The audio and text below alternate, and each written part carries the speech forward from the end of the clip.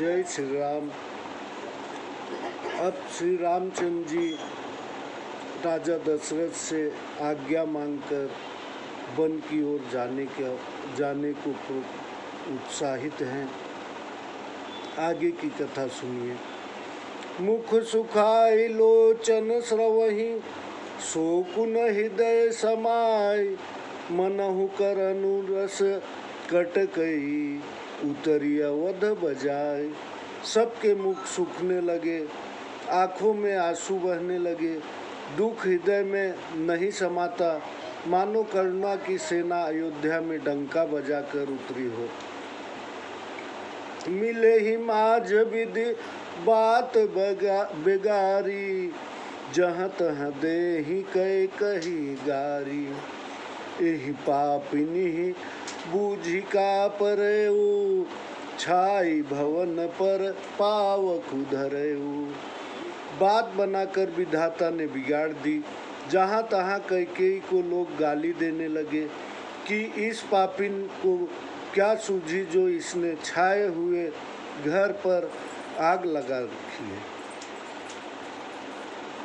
निज कर नवन कुचार काढ़ी चह दीखा, दारी सुधा विसुचाहत सीखा। कुटिल कठोर कुबुद्धि अभागी, भई रघुवंश बेनु बन आगी। यह अपने हाथ से अपनी आंखें निकाल कर देखना चाहती है, अमृत को फैलाकर विष चखना चाहती है। टेढ़ी कठोर दुर्बुद्धि और अभागी कैकेयी रघुवंश रूपी बाण के घर के लिए आग हो गई है। पालव बैठ पेंडु एहि काटा, सुख महु शोक ठाटु धरि ठाटा। सदा राम एहि प्राण समाना, कारण कवन कुटिलपन उठाना।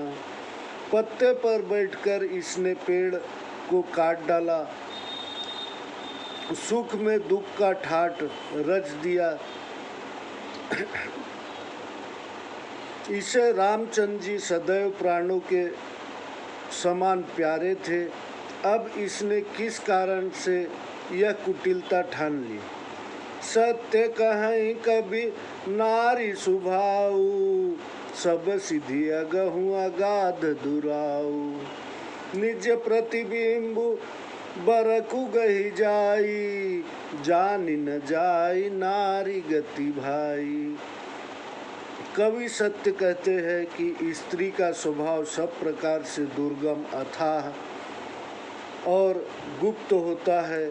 अपनी परछाई चाहे कोई भले ही पकड़ ले, परंतु भाई स्त्री की चाल जानी नहीं जाती।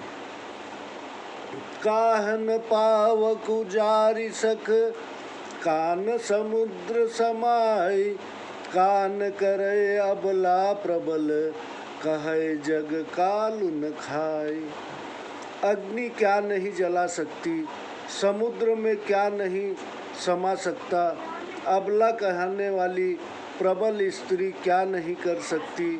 संसार में काल किसको नहीं खाता। का सुनाई विधि काह सुनावा, का दिखाई चह काह दिखावा। एक कहई भल भूपन कीना, बरु विचारी नहीं कुमति ही दीना। क्या सुनाकर ब्रह्मा ने क्या सुनाया और क्या दिखाकर क्या दिखाना चाहता है। कोई बोला राजा ने अच्छा नहीं किया, विचार कर दुंदुभी दुर्बुद्धि कैकेयी को वर नहीं दिया। जो हठी भयउ सकल दुख भाजनु, अबला विवश ज्ञानु गुण गाजनु। एक Received 1,580 rupees on Google Pay for business. निपहि दो नहीं दे सयाने। जो हठ के कारण सब दुखों के पात्र हुए, स्त्री के वश में होकर राजा का ज्ञान और गुण जाता रहा।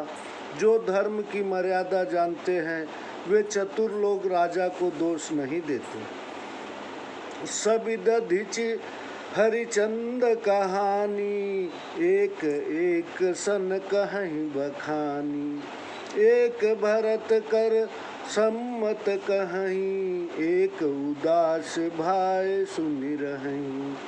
वे एक दूसरे ने से शिव दधीचि और हरिश्चंद्र को की कथा सुन कहते हैं। कोई कहने लगे कि इसमें भरत की सलाह है, कोई यह सुनकर उदास होकर गिर जाते हैं। कान मूदी कर रद कही जीहा, एक कही यह बात अलीहा। सुकृत जाहि अस कहत तुम्हारे, राम भरत कहु प्राण प्यारे।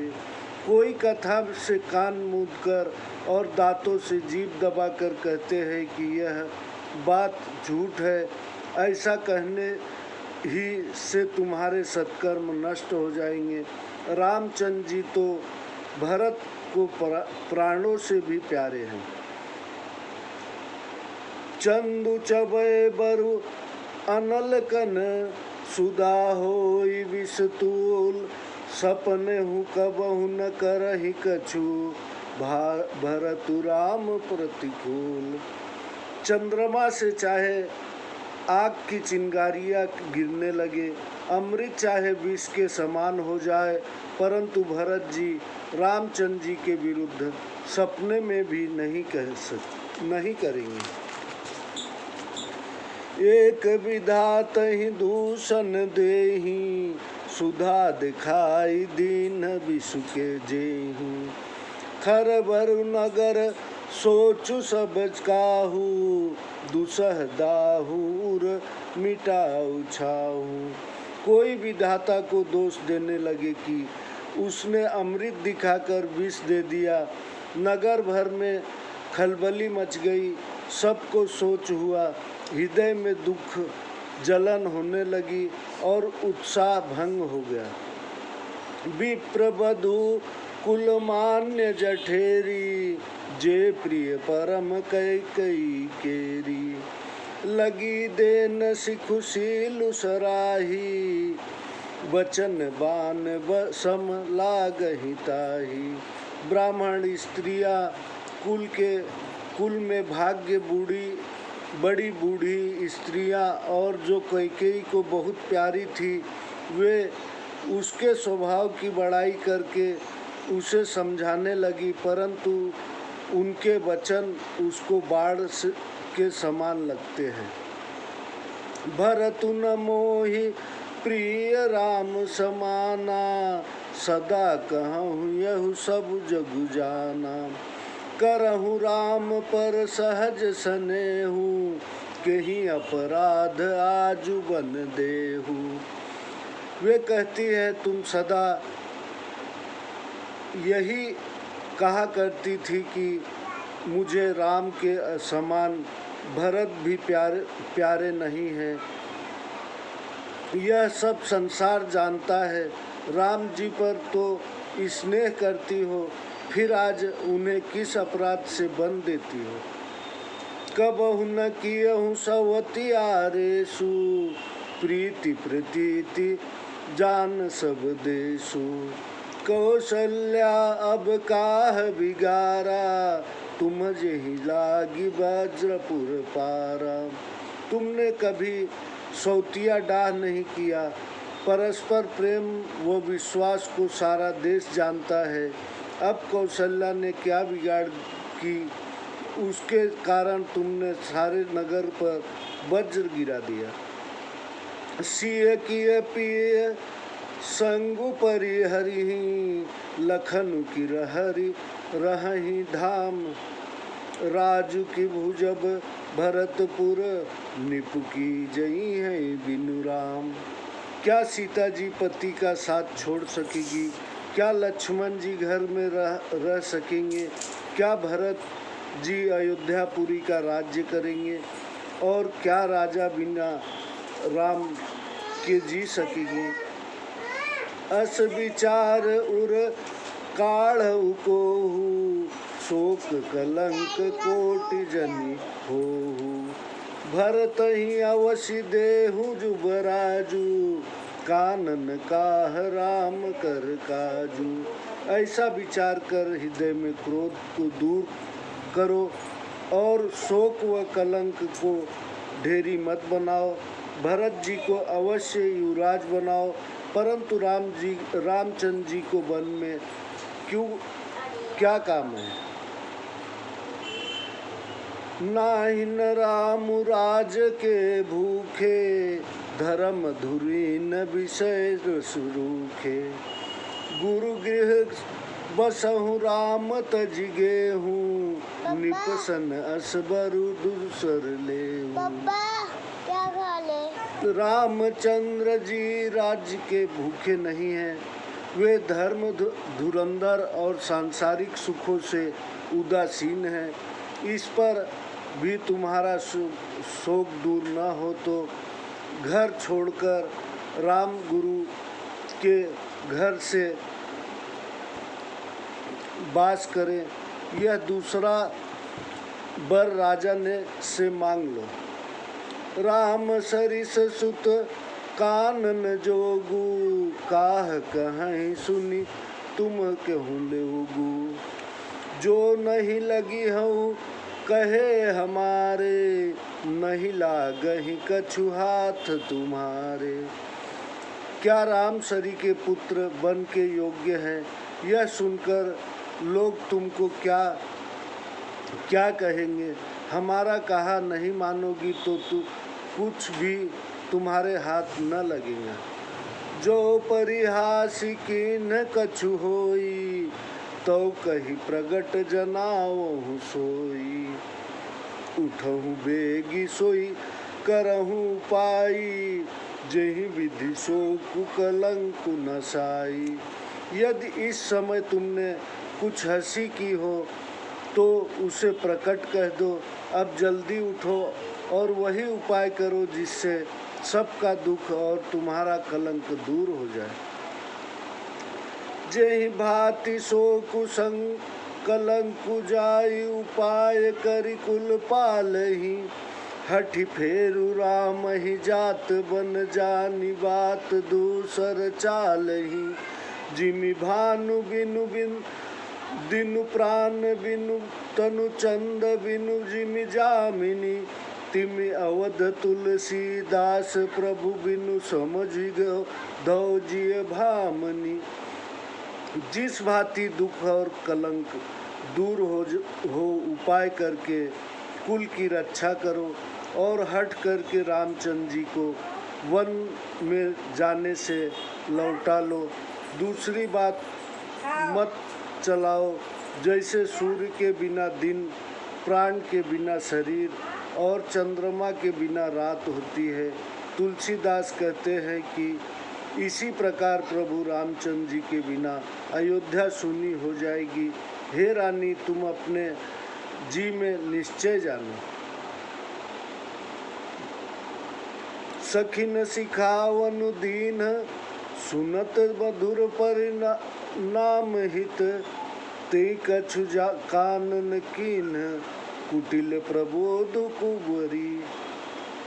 सखियों ने ऐसी शिक्षा दी जो सुनने में मीठी और अंत में हित वाली थी, परंतु कैकेयी उस पर ध्यान नहीं दिया, क्योंकि वह तो खोटी कुबड़ी मंथरा की सिखाई हुई थी। उतरुन दे दुसह दिस रूखी, मृगिन चितौ जनु बाघिनी भूखी।